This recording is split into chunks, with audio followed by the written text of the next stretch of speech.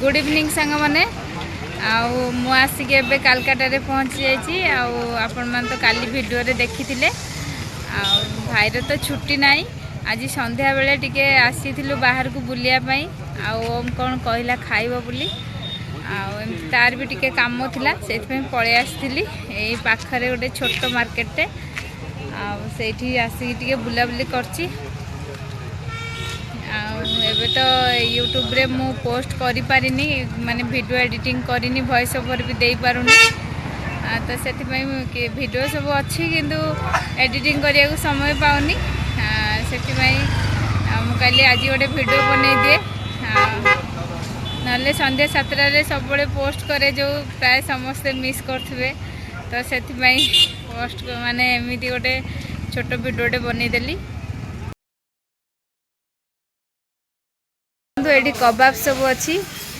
ये दुकान छोट हेले भी भल बनाए तो जो कि भाईर बहुत पसंद है दुकान रू खाइबा तो से आम आसचु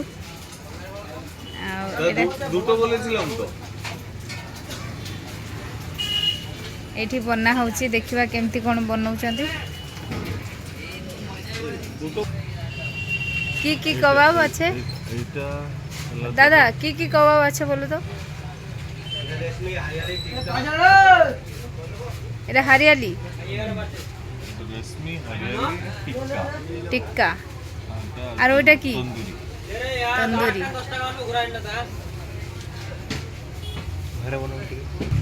এটা কি দাদা chutney green chutney love you all bye.